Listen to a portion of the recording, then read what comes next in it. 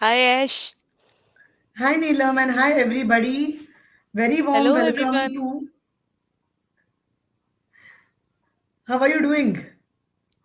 Good, good, great. So it's a very nice late Sunday evening and I'm just Yes, enjoying it. ditto. And we decided to have this in the evening, guys, because most of our members said that they always wanted to participate, but Sunday evenings are times where people want to go out with the family, and so we thought as well that let us do this on Sunday a little late because that will help many more people to join and even experience. Because I think book club is something where people will gradually start experiencing, and um, that is exactly what I'm looking at. So we already have people watching us. Hi, everyone who is watching us here, and we'll just wait for a minute. So yeah, that was the basic reason why we decided to go live a little later at night. So I hope that's okay with all of you. I know me and Neelam, we were deciding what to do, and then we're like, chalo 9:30 kar lete hai. But yeah. So Neelam, let's start with book of this month. Sure, And sure. do you want to introduce the book? It's right here with me. I have the book I right. have it as well. Wow. And I have it in a Kindle version. So Wow. So, the book is Seven Spiritual Laws of Success, and thank you so much, Ashwini, that we decided that we will take this book for the month of yes. February, and this is one of the best books I have ever come across. It's such a nice, small, pocket-friendly book, and so much of wisdom isn't it is there in small book. So I'm amazed by Deepak Chopra, how he has put all these laws of success in a very crisp manner, yet Yep. so insightful. You don't feel the need to elaborate things, and you get to know everything, Yes. and you can complete the book in 2 hours only. So that's the Wow. best Yeah. thing about the book. You go I know. again and again, revisit the laws, you'll learn something new, you'll make changes in your life, and then you'll realize how much Absolutely. potential you have. Absolutely. And Neelam, what I like about this book is, so if you see the title itself, it is spiritual and success. Now people always believe that spirituality doesn't mean success, and I'll give you my own example. When I quit my corporate job to start being a spiritual teacher, like now I say that yes, Unicorn Insight is a spiritual startup which we have started, and we all as a team are um, working as a part of this spiritual startup. And people used to, when I quit my corporate life, people always thought that maybe I become some monk or something like that, because I people know believe that that if, I know that Ashwini, I was part of your journey, so I know how yes, people used to react to you. And absolutely. people used to tell me in the office, why is she doing this? She is spoiling her career. Such a bright person, bright corporate investment banker she is. Why is she doing this? So I Right? always said, I always told people that I'm not spoiling my career, I'm changing my track. But obviously, the always I always see that when you're starting with something new, um, you need to have mammoth size patience, and more than Of that, course. lot of consistency and lot of Hmm. commitment, especially And when it believe comes to, and yes, believe in yourself. believe in yourself. But I see why most of the people fail. Not most of the people fail, not because they are not good, but because they do not give that consistency and that commitment. But Yes. having said that, let us look at spirituality and success together. So I believe that for everyone who's successful, I see a lot of people who are successful. If you see their interviews, if you read their books, there is a very deep spiritual learning which they have within them. And they may not call themselves spiritual, but deep inside, they have truly understood the meaning of success.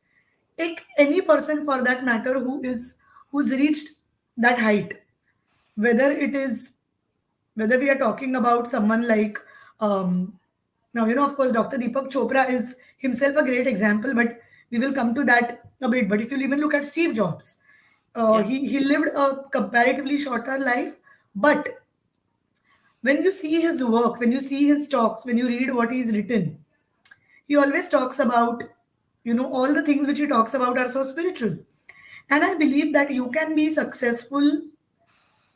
You can see most people want to be mediocrely successful. Okay, not everyone wants to be exceptionally successful because people equate success with money, power, and material things. But Yeah. when you look beyond that, and when you really look at success, and when you imbibe the whole concept of spirituality within, you will see that it really takes you above, material things, money, riches, and all thing which look good on the face. They are just a byproduct. But spirituality takes you to that level. So, to all our young people who are watching, people who are in their early 20s or even late 20s, if you're watching, I can say that even I, as a teenager, or even when I was doing my MBA, when I was in my MBA school, I used to think of success as something different. And today I know what success truly is. And yes, I will know more about this as I grow older and as I do more of work. So yes, but what I'm trying to say here is spirituality is a key ingredient of success, and Of course. Dr. Deepak Chopra is so beautifully explained. He has so beautifully explained in this book. Yes. So the book says what success is all about. So success is how to live an expansive life. So it includes your material success like money, name, fame, everything. But it Yeah, also includes happiness, because without happiness, without good relationships, without the peace of mind, you can't enjoy those things. if you absolutely, if you you're not cannot. healthy if you're not healthy, how would you enjoy your money? The money will go away in treatment. So this is what the book tells you about, that success is not only your material success, it is how to live a happy, abundant, complete life. So it brings completeness. So spirituality is the element that will bring the completeness in the Completeness. success. Absolutely, because I think a lot of Dr. Chopra's writings, I think, are so connected to the Bhagavad Gita.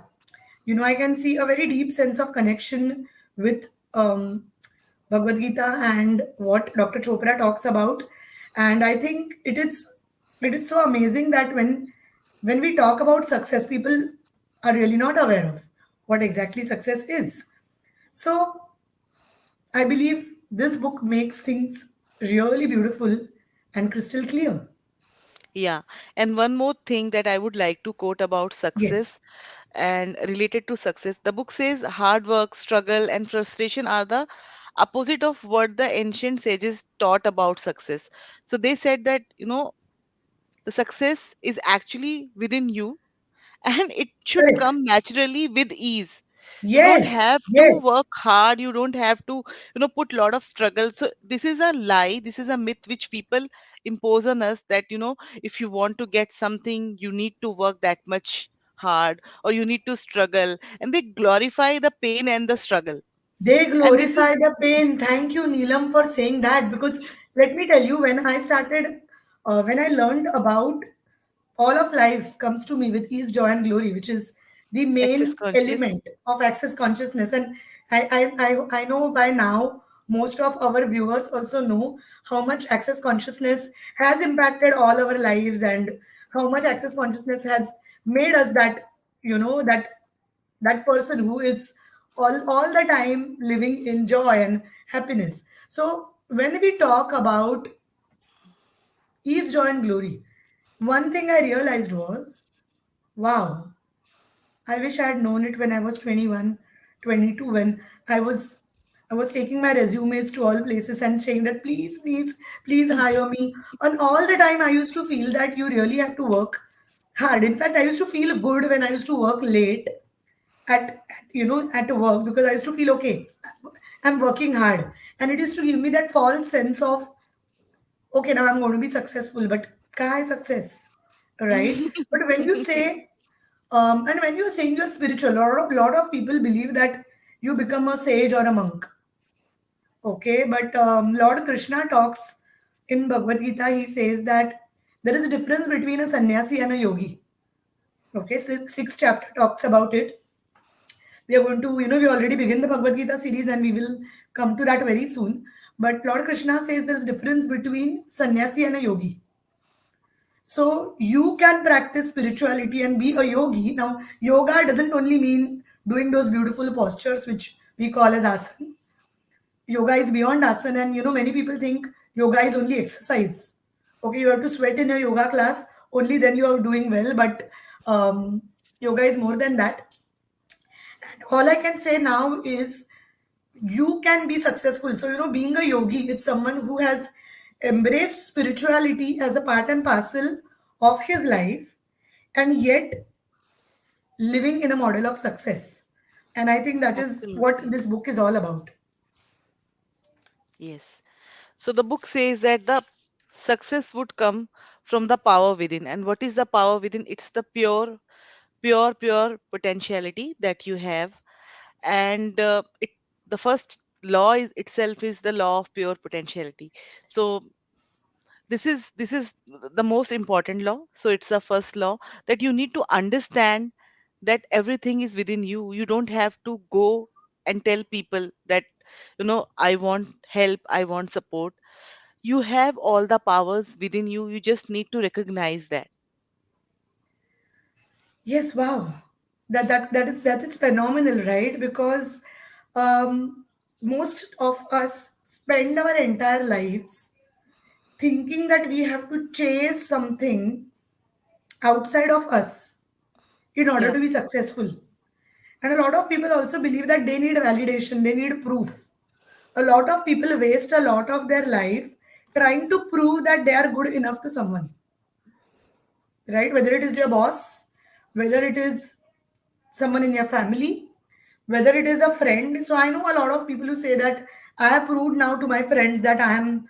And I was like, do you really need to prove if they are your friend? validation. Validation. So there is so much potential within us, and coming to this whole aspect of tapping that power within you, I think that is one of the most brilliant things what Dr. Chopra has written about this book, isn't it? Absolutely. And one of the most beautiful lines that I can read about pure Sure. potentiality is that uh, Dr. Deepak Chopra says pure potentiality is the pure consciousness. It is the field of all possibilities and infinite creativity.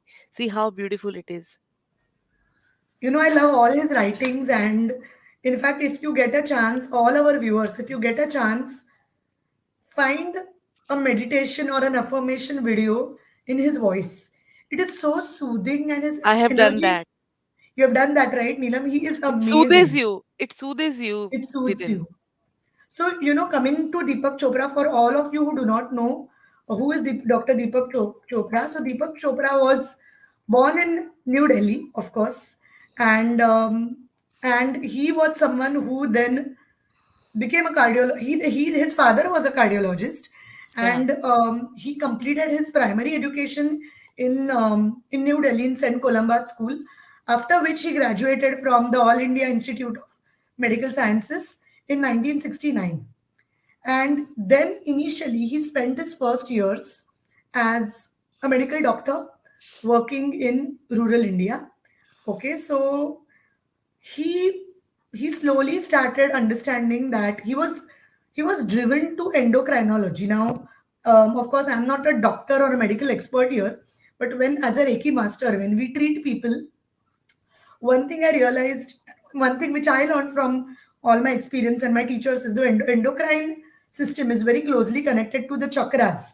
In the Reiki, we use a lot of chakras to heal. Okay, Yeah. so alternative medicine is very connected um, to the chakras and the energy bodies, and energy medicine primarily works with the energy body.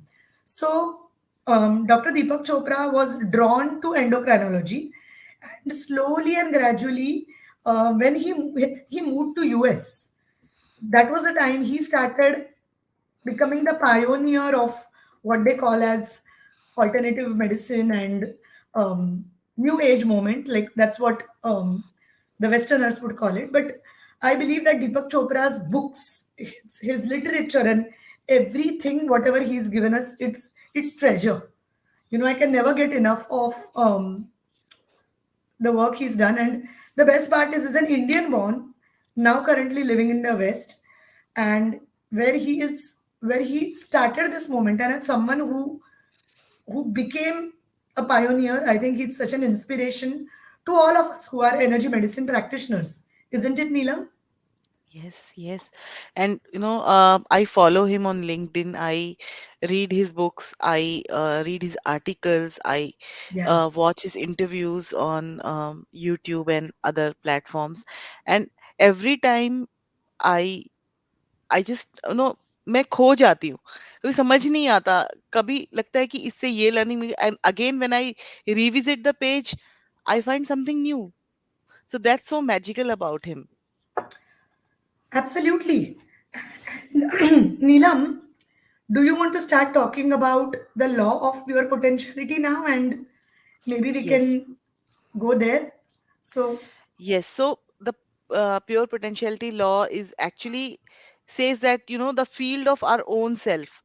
So the everything is our own self. So we all have come from one source, and that one source has the power to create anything we want to create. So that source has created nature. That source has created everything. So how we can feel the law of pure potentiality by understanding that everything is within us, and what stops us from doing that is our ego.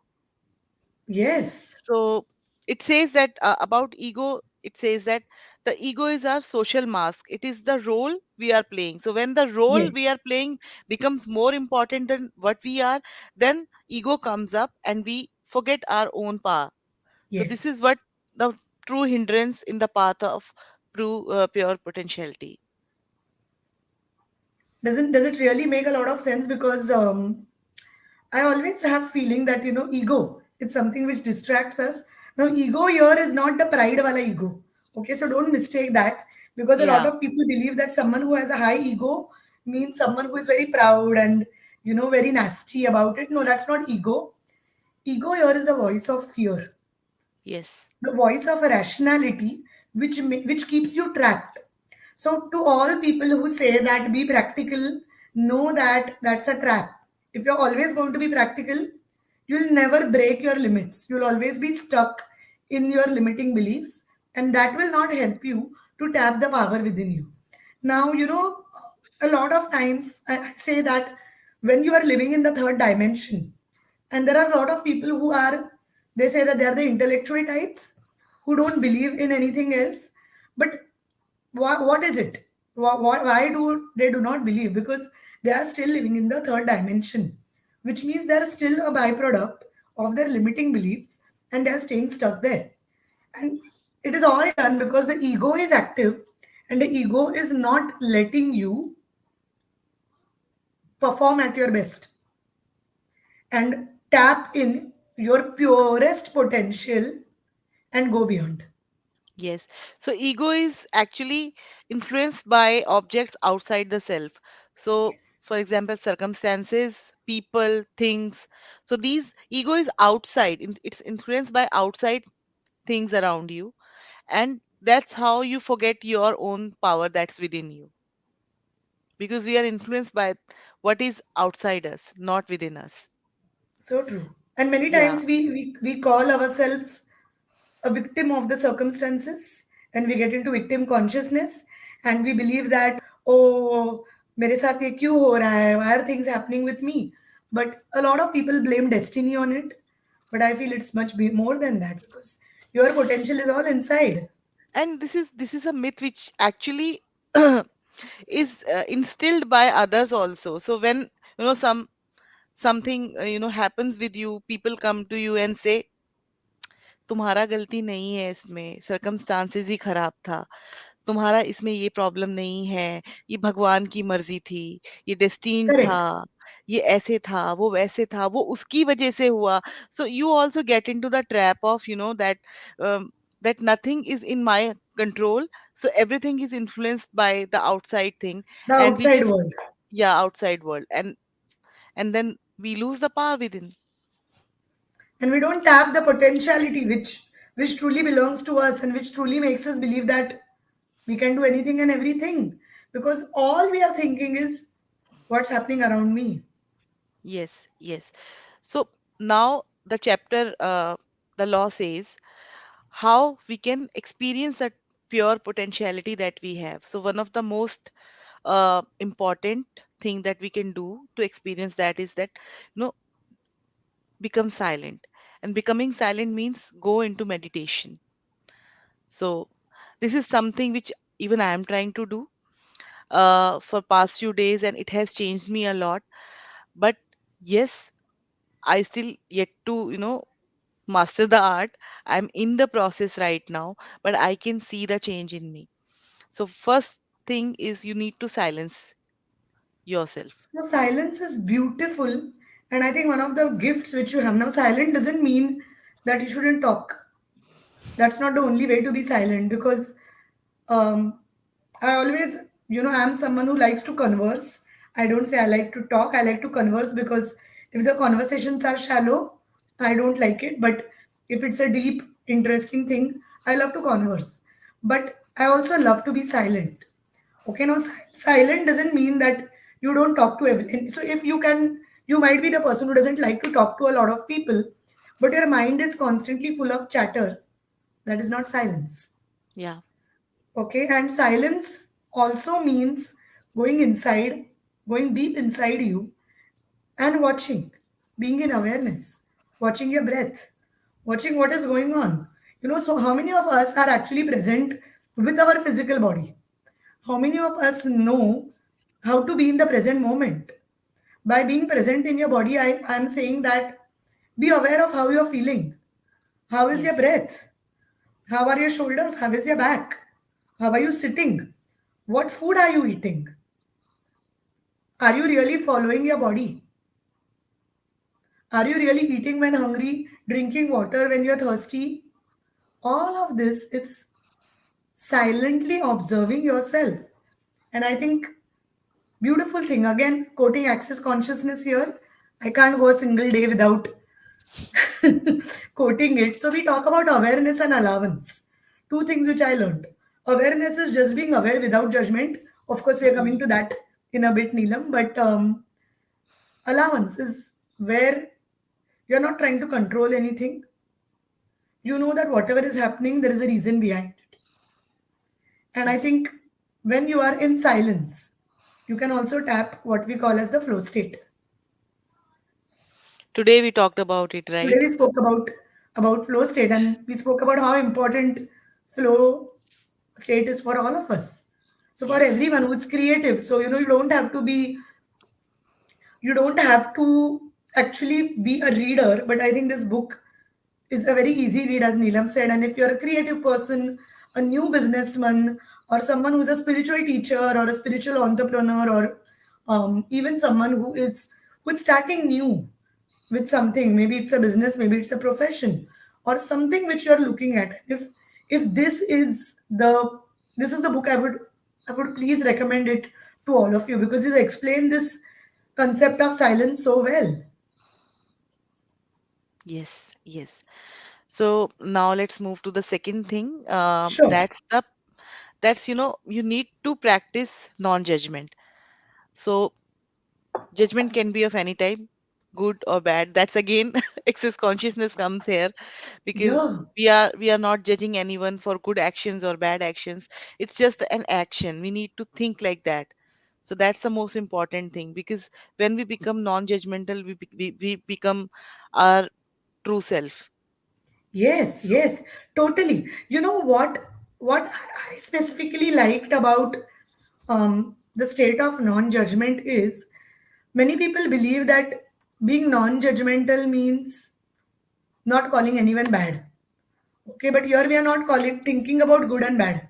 Yes. Okay, if even if you are saying that someone is very good, oh my god, that person is so amazing. When you're being a fan, when you are being Yes. a when you're hero worshipping someone, when you're calling them very good, that's again judgment.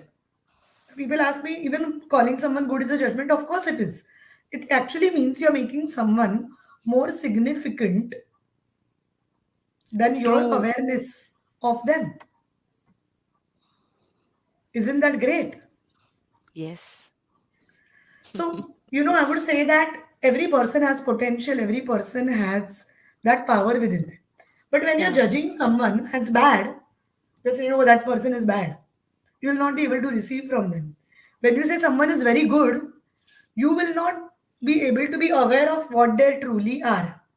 And that is why you need to just be in allowance of what that person is, in awareness of what that person is, rather than being in judgment. What is the difference? Judgment means, oh, that person is such a beep, beep, beep. I hate them. Awareness is knowing, okay, I know this person is a little weird, but okay, interesting. That's interesting. And maybe I will not be in touch with him, that person all the time, or talk with that all the time, because I know that they're draining my energy. They're making me feel bad about myself, judging me.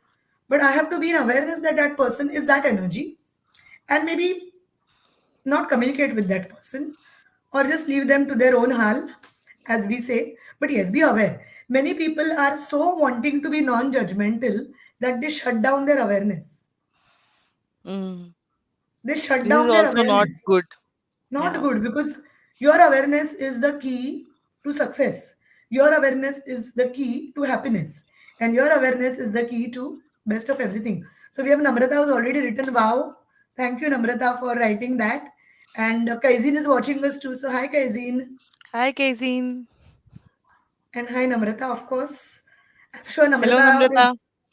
is blown away as usual by access consciousness. She also is a big fan, just like me. And when me and Namrata talk about access consciousness, it's mind blowing. So yes, I mean I love the way Dr. Chopra has written in his book about it. Do you want Hmm. to put add more light to it, Neelam? Of course. So the third point that draws us to our pure potential self is the commune with nature. So silently observe the intelligence within everything. Watch a sunset, listen to the sound of the ocean, or simply smell the scent of a flower. So, how beautifully he has put that. Nature has immense power to create, and unless and until we know how nature creates, we won't be able to understand our own true potential self. And this is how nature heals us too. Wow. And I've experienced the true healing power of nature when you just go out with no agenda and maybe sit on the lawn, green grass, watch the sunset or even the sunrise, and just feel it. And that is about truly being in the present moment. How many of us live in the present moment? We either think of the past and Or ruminate over present, it, or or we think future. of the future. What will happen? What will happen? That day, someone was asking me, do you know what is going to happen after your retirement? Have you thought about it? And I was like, well, I mean, that's a good thing. But what if I never retire? Because then people ask me, are you worried about your future? Are you not worried about your future? As if worry about the future hona zaruri hai. So, when you stay in the present moment, these things do not come to you. You are not worried about the future because you're so focused on the present moment. Wow, I'm going to enjoy this book reading with Neelam right now. That's it. This is a thing which I learned from my husband, because he always taught me, आज का देखो नीलम, वो तो जा चुका है कल, और जो आने वाला है उसका Exactly. भी पता नहीं. Life is so uncertain.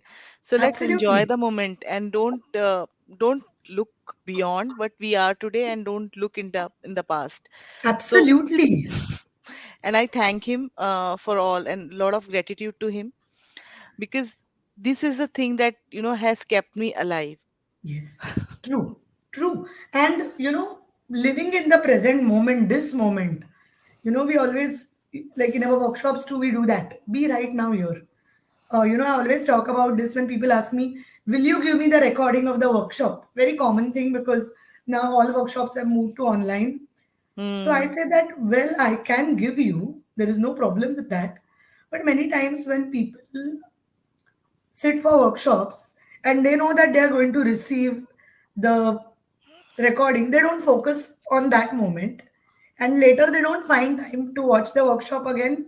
So they lose out on the essence. But whereas those people who enjoy the workshop in the present moment, they are the ones Hmm. who get maximum out of it. And your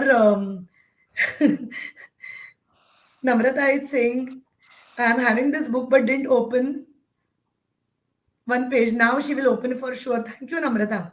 Thank you Thank you, for doing Namrata. that. And thank you. And yeah, Kezin is saying, आने वाला पल जाने वाला है. Yes, so true. Yes. So, so this is the essence of the first law of spirituality, spiritual success. And so today we define what a spiritual success is, and what is the foremost and the first law of the success.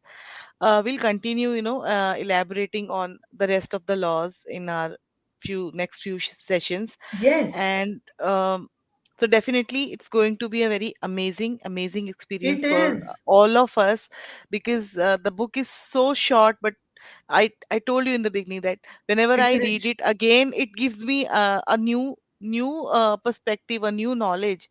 So that's the beauty of the book. And with that, I would like to thank the beautiful soul who has recommended this book to me. So lot of Yes. gratitude and Lots of thank gratitude from my side too. And yes, I think next one is going to be amazing because we will be covering a lot of stuff in the next one, because we didn't do a session last week, but we will yeah, be doing one next Sunday. And 27th we all are going to have the catch up.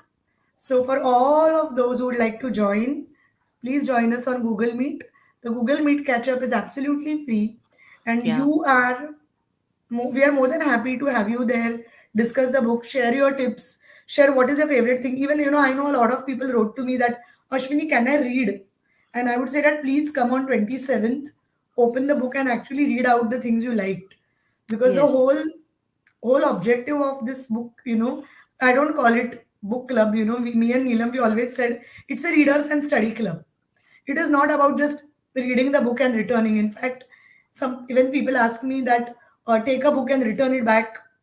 I don't like it. I'll never return a book because it's like you can never give away your best friend. So books are, I think, for now I have more books than friends, and it's amazing to have these books with me. So yes, of course, I would say that, please join us on 27th. You can get in touch with me or Neelam or any one of us at Unicorn Insight.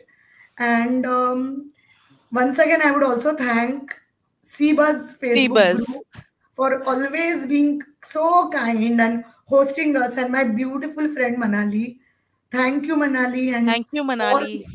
and all of you at Cbuzz who are hosting this live on their forum too, because I know it's such a beautiful thing to share this with more and more people, and ever grateful to you all. So everyone on Unicorn Readers Club, on our YouTube channel, and on Cbuzz group, thank you for watching this. We look forward to see you next Sunday. Mostly we will be having it a little later, in the um, later in the evening, and we will announce the time soon, but it will be either 9 or 9:30. Yeah. So yes, thank you Please all share for your watching. suggestions, your point of view, and Yes, everything you would like us to cover next week. So yes, we'll be happy to incorporate that. yes, please do that. And thank you all. Lots of love from me Lots and of love. Neelam from Unicorn Insight and from the Unicorn Readers and Study Club. Good night. Good Shubhratri. night. Bye.